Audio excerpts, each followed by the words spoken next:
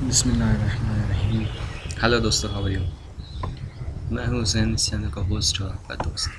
تو دوستو، آج ہم لوگ اسٹارٹ کرتے ہیں اپنا لیسن 7، جس کا نام ہے زبانوں کا گھر ہندوستان، اور جس کو لکھا ہے سید احتشام حسین صاحب۔ پہلا کوشچن آئیے دیکھتے ہیں۔ پہلا کوشچن، ہندوستان کی خصوصیت کیا ہے؟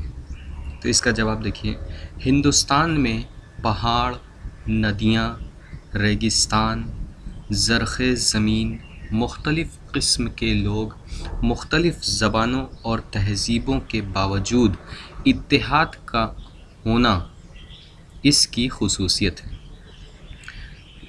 یعنی ہندوستان کی خصوصیت کیا ہے کہ ہندوستان کی خصوصیت یہ ہے کہ یہاں پہ ندیاں، پہاڑ، ریگستان، زرخیز زمین اور مختلف لوگ، مختلف قسم، مختلف آپ جیسے سمجھ سکتے ہیں کہ دور دراز کے لوگوں کے باوجود بھی ایک یونٹی ہندوستان میں ہونا ہندوستان کی خصوصیت ہے۔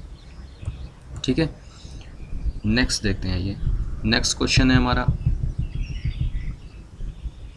ہندوستان کی قبائلی نسلوں کے نام کیا ہیں؟ تو ہندوستان کی قبائلی نسلوں کے نام میں کول، منڈا، دراوڑ اور آریہ ہیں۔ ٹھیک ہے، نیکسٹ کوشچن ہمارا، دراوڑ کون سی زبانیں بولتے ہیں؟ تو جواب ہے اس کا، دراوڑ تمل، تیلگو زبانیں بولتے ہیں۔ یہ دیکھیں، دراوڑ تمل اور تیلگو زبانیں بولتے ہیں۔ نیکسٹ آتا ہے ہمارا، سنسکرت کس زبان کی شاخ ہے؟ تو سنسکرت آریائی زبان کی شاخ ہے۔ ففتھ کوشچن ہے ہمارا، اتر بھارت میں کون سی پراکرتک بولی جاتی ہے؟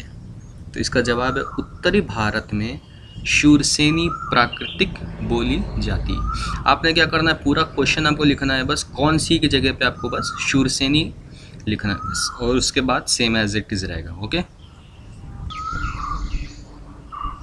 نیکسٹ ہمارا 6 کوشچن ہے، ہند آریائی زبان کون سی ہے؟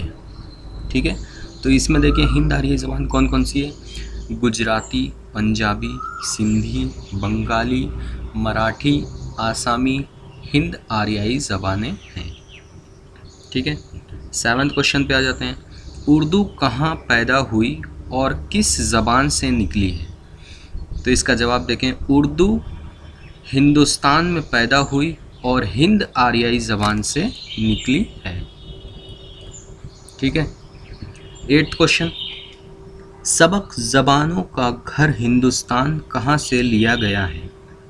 ٹھیک ہے، تو اس کا آنسر ہے، یہ سبق پروفیسر سید احتشام حسین کی کتاب اردو کی کہانی سے لیا گیا ہے۔ تو یہ تھا ہمارا ایک مختصر سے ویڈیو، جس میں ہم نے زبانوں کا گھر ہندوستان کے سبق کا نوٹس، کوشچن آنسر آپ کے سامنے پیش کیا۔ نیکسٹ ویڈیو میں بہت ہی جلد آپ کے سامنے نیکسٹ چیپٹر لے کے آئیں گے۔ تب تک کے لیے خوش رہیں، سلامت رہیں اور پڑھتے رہیں۔ تب تک کے لیے اللہ حافظ۔